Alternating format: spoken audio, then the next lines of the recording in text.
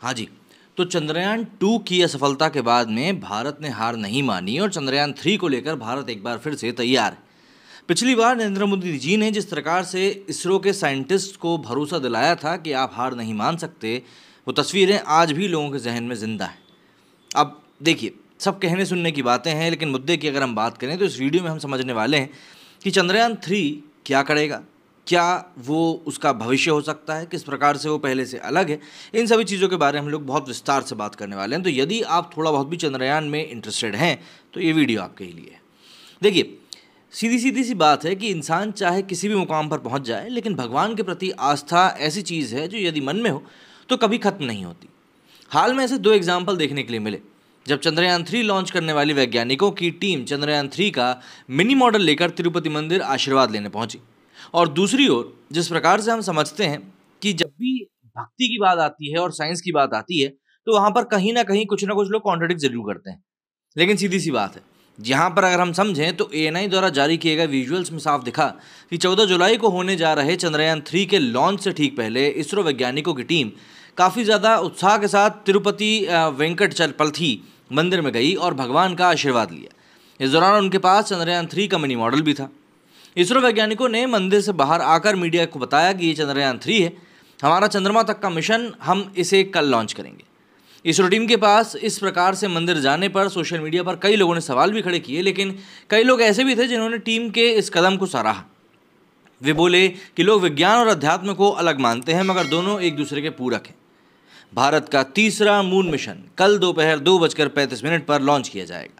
भारतीय अंतरिक्ष अनुसंधान संगठन यानी कि इसरो इसे श्री हरिकोटा के सतीश धवन अंतरिक्ष केंद्र से लॉन्च करेगा, जो कि 42 दिन का सफर तय करके चांद पर पहुंचने के हमारे सपने को साकार करेगा। मिशन की सफलता अंतरिक्ष क्षेत्र में नई खोजों का जरिया बनेगी। हमारा देश उन देशों की सूची में शामिल हो जाएगा जो चांद पर सफल लैंडिंग कर चुके हैं। अब तक अमेरिका, रूस और चीन ही ऐसे देश हैं जो ये कारनामा कर चुके हैं। भारत ने 2019 में चंद्रयान 2 को लॉन्च किया था। ये सफ़र पूरा होता तो भारत उसी मिशन के साथ चांद पर सफल सॉफ्ट लैंडिंग करने वाला विश्व का चौथा देश बन जाता, लेकिन ऐन वक्त पर लैंडर में खराबी आने की वजह से ऐसा हो नहीं सका। खास बात यह है कि 2019 से लेकर अब तक कोई अन्य देश भी ऐसा नहीं कर पाया है। 2019 में इजराइल की निजी कंपनी ने ऐसा करने की कोशिश करी थी, लेकिन मिशन असफल रहा। इसके बाद 2021 में यूएई का रोवर के साथ लॉन्च किया गया नया जापान का मून मिशन भी असफल रहा था। दो चंद्रयान 3 लॉन्च होने के बाद अर्थ की कक्षा में करीब 189 किलोमीटर का सफर तय करेगा। धरती की कक्षा छोड़ने के बाद ये चांद की तरफ बढ़ेगा और ग्रेविटी को तोड़ते हुए चांद की कक्षा में शामिल होने के बाद प्रोपल्शन मॉड्यूल लैंडर से अलग हो जाएगा। इस प्रक्रिया में करीब 42 दिन लगेंगे। इसरो की ओर से संभावना जताई जा रही है कि चंद्रयान 3 का लैंडर 23 अगस्त को सॉफ्ट लैंडिंग कर सकता है। ये वो दिन होगा जब चांद पर सूर्योदय होगा। चांद पर खोज की जिम्मेदारी रोवर की होगी। इसरो के मुताबिक सॉफ्ट लैंडिंग उस वक्त जब होगी चांद पर सूर्य की रोशनी पड़ रही होगी। लैंडर और रोवर चांद पर एक पूरा दिन बिताएंगे। ये धरती के करीब 15 दिनों के बराबर होगा। इंडियन एक्सप्रेस की एक रिपोर्ट के मुताबिक चांद के दक्षिणी ध्रुव पर उतरने के बाद रोवर लैंडर से अलग होगा और मूव कर जानकारियां जुटाएगा। चंद्रयान 2 के मुकाबले चंद्रयान 3 की लैंडिंग साइट अलग चुनी गई है। ये बदलाव चंद्रयान 2 से ली गई चांद की तस्वीरों के बाद लिया गया है। अब ऐसे में सवाल उठता है कि आखिर चंद्रयान 3 करेगा क्या। तो देखिए, चंद्रयान 3 चांद पर सॉफ्ट लैंडिंग के बाद उसकी सतह मिनरल्स के साथ साथ कई जानकारियां जुटाएगा। चंद्रयान 3 के साथ जो लैंडर और रोवर भेजे जा रहे हैं उनमें पिछली बार की तरह ही 6 पेलोड लगाए गए हैं। सामान्य तौर पर समझें तो पेलोड एक तरह से डेटा ट्रांसमिशन यूनिट की तरह काम करता है। चंद्रयान 3 के लैंडर में 4 पेलोड लगे हैं जो चांद पर आने वाले भूकंपों, सतह की थर्मल प्रॉपर्टीज, प्लाज्मा और धरती से चांद की एक्यूरेट दूरी का पता लगाएगा। इसी तरह रोवर में 2 पेलोड हैं जो चांद की सतह पर पहुंचकर मिट्टी में केमिकल और मिनरल कंपोजिशन का पता लगाकर ये जानकारी जुटाएंगे कि चांद की मिट्टी और चट्टानों में कौन से खनिज हैं।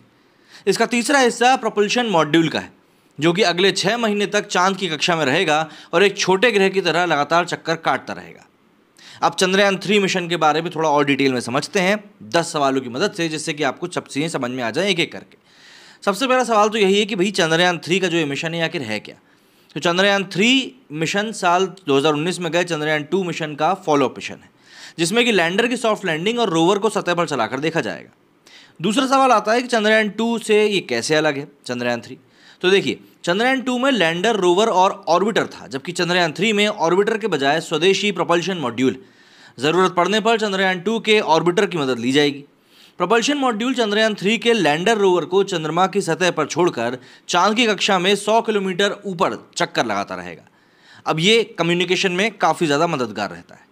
इसके बाद सवाल उठता है कि चंद्रयान 3 का आखिर मकसद क्या है। तो देखिए, इसरो वैज्ञानिक दुनिया को बताना चाहते हैं कि भारत दूसरे ग्रह पर सॉफ्ट लैंडिंग करा सकता है, वहाँ अपना रोवर चला सकता है और चांद की सतह, वायुमंडल और ज़मीन के भीतर होने वाली हलचलों का भी पता लगा सकता है। इसके बाद बारी आती है कि आखिर चंद्रयान 3 जो है कितने पेलोड्स जा रहे हैं इसके साथ में। तो देखिए, जैसे कि मैंने आपको पहले ही बताया, चंद्रयान 3 के लैंडर, रोवर और प्रोपल्शन मॉड्यूल में कुल मिलाकर 6 पेलोड्स जा रहे हैं। पेलोड्स यानी ऐसे यंत्र जो कि किसी भी तरह की जांच करते हैं। लैंडर में रंभा LP, चास्टे और इल्सा लगे। रोवर में APXS और लिब्स लगा हुआ है। प्रोपल्शन मॉड्यूल में एक पेलोड शेप लगा हुआ है। इसके अलावा बारी आती है दिनों की कि आखिर कितने दिन काम करेगा चंद्रयान 3। तो इसरो वैज्ञानिकों को उम्मीद है कि लैंडर रोवर चंद्रमा पर 1 दिन तक काम करेंगे, यानी पृथ्वी का 14 दिन।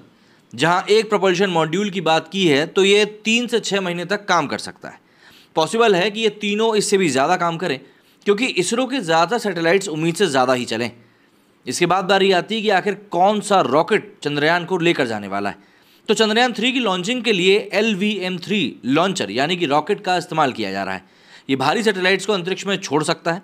ये करीब 43.5 मीटर यानी करीब 143 फीट ऊंचा है, 642 टन वजनी है और ये LVM-3 रॉकेट की चौथी बड़ी उड़ान होगी। ये चंद्रयान 3 को जियो सिंक्रोनस ट्रांसफर ऑर्बिट में छोड़ेगा, यानी करीब 170 को गुणा कर लीजिए, अब 36,500 किलोमीटर वाली जो अंडाकार कक्षा है।